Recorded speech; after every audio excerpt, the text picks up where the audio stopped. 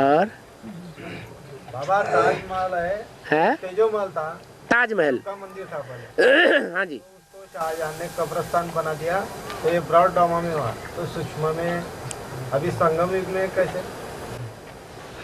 शाहजहां वाली आत्मा कौन होती है, ये पता है? है? हाँ, नाम ही है शाहजहां, सारे जहान का शाह। राम वाली आत्मा वो आत्मा है जो रूहानी बाप से भिन्न है। रूहानी बाप कौन है? बिंदु बिंदु आत्मा का बाप शिव ज्योति बिंदु। वो जो जो देता है वर्षा, वो कितने जन्म का वर्षा देता है? 21 जन्म का वर्षा राजाई का देता है। वो रूहानी बाप का वर्षा है, बेहद के रूहानी बाप का। तो बेहद का कोई जिस्मानी बाप भी है या नहीं है? है। तो जो बेहद का जिस्मानी बाप होगा वो भी कुछ देता है या कुछ भी नहीं देता है? उसका जिस्मानी बाप का वर्षा भी जिस्मानी होगा। जिस्मानी दुनिया की शुरुआत ही होती है द्वापर युग से। द्वापर युग से जितनी भी राजाइयां हुई हैं सब धर्मों में, हर धर्म में राजाई हुई है या नहीं हुई है?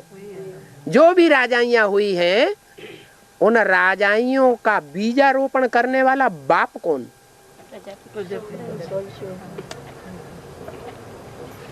मैं तुम्हारी राजधानी स्थापन करता हूं। और बोलने वाला एक है या दो है? है तो एक। वो 21 जन्म की राजाई स्थापन करता है। और जो दूसरा है वो मनुष्य सृष्टि का बाप है। इसलिए हर धर्म का धर्म पिता जो आता है वो राजधानी स्थापन नहीं करता। उनके अंदर संस्कार ही नहीं है राजधानी स्थापन करने के। किनके अंदर? धर्म पिता। वो डायरेक्ट बाप से आकर के राजाई की पढ़ाई पढ़ते हैं क्या? नहीं पढ़ते। कौन पढ़ता है? राजाई की पढ़ाई सबसे जास्ती कौन पढ़ता है? राम बाप।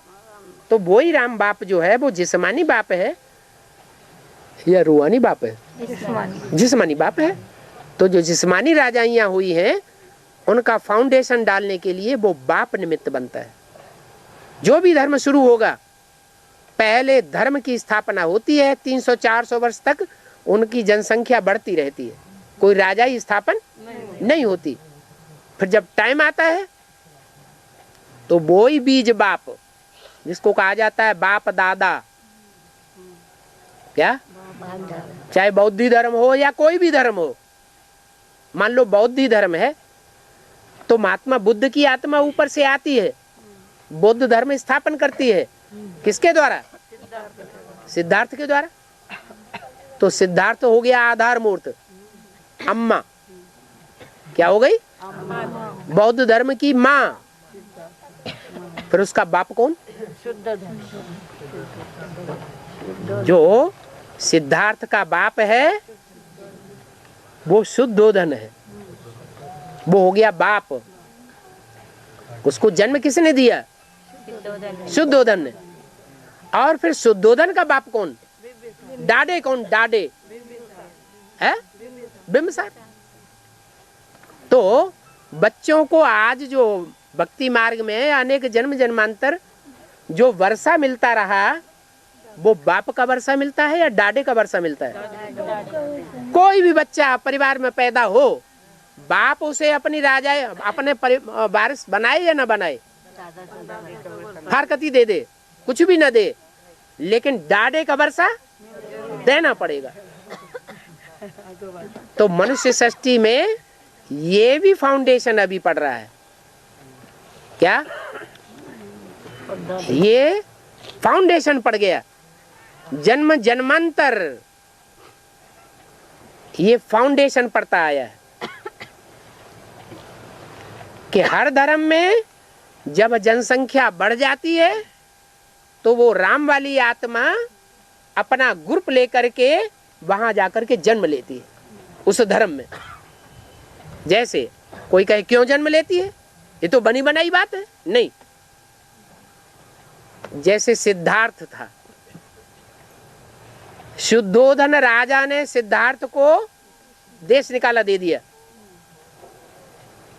दिया ना, हिस्ट्री में है ना। आखिर बाप है, धर्म पर पक्का था, अपना धर्म नहीं छोड़ा। धरत परिय पर धर्म न छोड़िए, धर्म नहीं छोड़ा, भले बच्चा छूट गया, लेकिन बच्चे ने बहुत बड़ा काम करके दिखाया देश विदेश में। हजारों के हजार पब्लिक बौद्ध धर्म में कन्वर्ट कर ली। तो वो शोहरत तो बाप के पास आती है ना। बाप का भी जो बाप है डाडा, वो भी तो पहले जिंदा होता था। पहले छोटी उम्र थोड़ा ही होती थी, डाडे भी जिंदा होता था। तो दादा भी खुश होगा कि देखो मेरे खून से पैदा हुआ बच्चा कितना पावरफुल आत्मा निकली। डाडे भी खुश होता है और बाप भी अंदर अंदर खुश होता है, लेकिन धर्म से बंधे हुए हैं, इसलिए धर्म को त्याग नहीं सकते। उनके अंदर ये संस्कार हैं संगम युग के। उन संस्कारों के आधार पर भले बच्चे को कोई सहयोग नहीं देते हैं, लेकिन उनका दिल तो उस तरफ जाता है या नहीं जाता है? जाता है। तो जो दिल जाता है ना, धर्म खींचता है, अरे अधर्मी बच्चा है, और दिल जाता है। दिमाग कहता है ये अधर्मी बच्चा है, और दिल कहता है ये मेरा बच्चा है, मेरे खून का। तो भले धीमी गति से वो बच्चे की तरफ आत्मा झुकती है। जो संकल्प हम तीव्र रूप से करते हैं, और जितने ही ज्यादा तीव्र रूप से करते हैं, वो इस जन्म में भी सफल हो सकते हैं और अगले जन्म में भी सफल हो जाते हैं। अगर धीमी गति से कोई संकल्प लगातार किए जाएंगे तो कई जन्मों के बाद उनका फल मिलता है। ये संकल्पों का बीज है। क्या? जैसे कोई फसल बोई जाती है ना, आदि में ही कोई बीज बो दे तो उसका फल जल्दी निकलता, अच्छा निकलता है। और मौसम जब निकलने को हो जाए फिर कोई बीज बोता है तो उसका फल उतना अच्छा नहीं आता है। तो ऐसे ही जो बीज बोया बच्चे की तरफ, बुद्धि ढूंढने का, दिल ढूंढने का, दिल ढुलक गया ना, तो वो धीमी धीमी गति से रोकते हुए भी नहीं रुकता, दिल जाता है। दिल को रोक नहीं सकता कोई। तो वो 200-400 वर्ष के बाद जब उस धर्म की बहुत पैदाइश हो जाती है, बहुत जनसंख्या बढ़ जाती है, तो वो आत्मा वहां जाकर जन्म लेती है।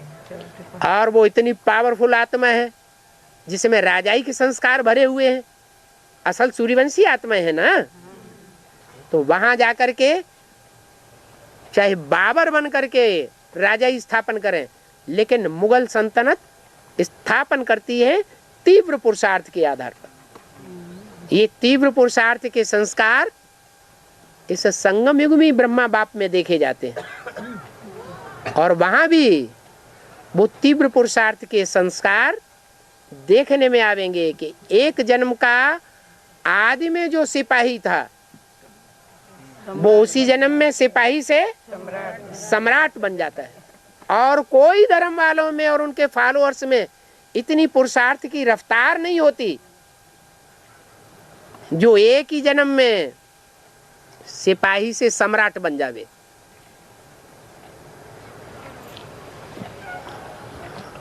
ऐसे ही हर धर्म की भी बात है।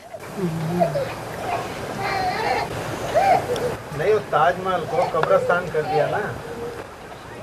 अरे ताजमहल नहीं था उस समय, उसका नाम भी ताजमहल नहीं था, वो तो शिव का मंदिर था। बाद में शाहजहां जो था, वो शाहजहां ने जन्म लिया ना। शाहजहां कौन सी आत्मा है? जो बाबर वाली आत्मा है। जब बीजारोपण करेगी तो फसल काटेगी नहीं। मुगल सल्तनत का सबसे ऊंची स्टेज की राजाई कौन सी थी? कौन से राजा की थी? नहीं, बाबर ने तो बीज बोया मुगल सल्तनत का, सिपाही से सम्राट बना और मुगल राज्य शुरू हुआ। लेकिन चढ़ती कला का आखिरी स्टेज वाला राज्य कौन सा था मुगलों का? शाहजहां।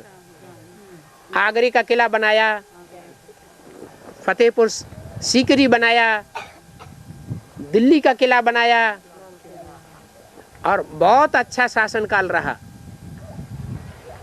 नहीं तो बीज भी बहुत बोता है, मध्य में भी वो ऊंची स्टेज में है और लास्ट में गिरनी काला जब आती है तो गिराने के निमित्त भी वो ही बनता है। सूक्ष्म में शूटिंग कैसी होती है अभी? हाँ जी, हाँ जी, हाँ जी। माने कोई